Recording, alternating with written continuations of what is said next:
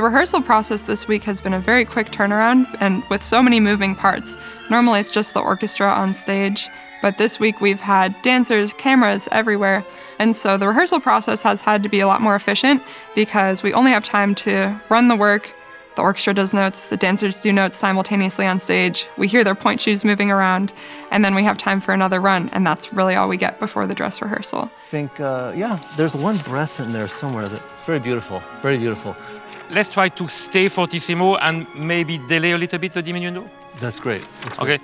It's much less about us individually and more about the grander scale of the production going well. He was advocating for generally a little bit more intensity and less tentative feeling so that we have an orchestra that's always kind of fiery and appassionato. So I may be even a bit faster. You scream too fast if it's too fast. The way the piece is structured is that it starts with solo English horn with this melody, and then it's passed to flute and clarinet, sharing it as a duet, and gradually the whole music builds to a crescendo as the melody happens again and again and more strings come in and we get to a forte section where most of the orchestra is playing.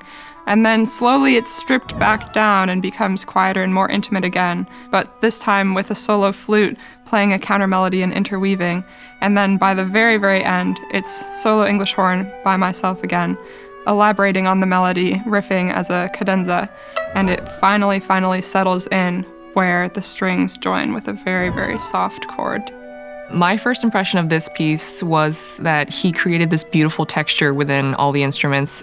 This is something that I've noticed with a lot of Kevin Putz's pieces. He creates this vast soundscape, whether it's like a full orchestra playing it or if it's a chamber ensemble that's playing his music.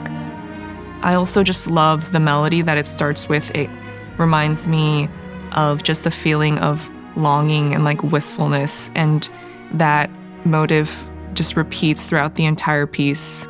And every time it comes back, it just comes back like fuller and fuller. Be sure that we hear the little note, da, di, da, da, di, da, da, da, da, di, da, da. All these little notes should not be eaten by your passion. I'm so used to, in orchestra, hearing what my colleagues are playing and having the opportunity to play off of it. That's why I like it so much when I get to play the melody with the flute, because I have something to play off. I hear her tone and it's soft and beautiful, and I can play softer and more beautifully. And I hear a beautiful dissonance and I can really lean into that note. But when I'm alone, it's so naked and so exposed, and it's very vulnerable to do that in front of the audience. I'd like to be there with you. You played English horn, right? Yes. Oh, yeah, absolutely beautiful. Thank you. Yeah, a little English horn concerto here, isn't it? Like, Thank you. I got into it. When Kevin Putz first heard the piece live, it was funny. The first thing he said is, "Wow, I really wrote a lot for the English horn, didn't I?"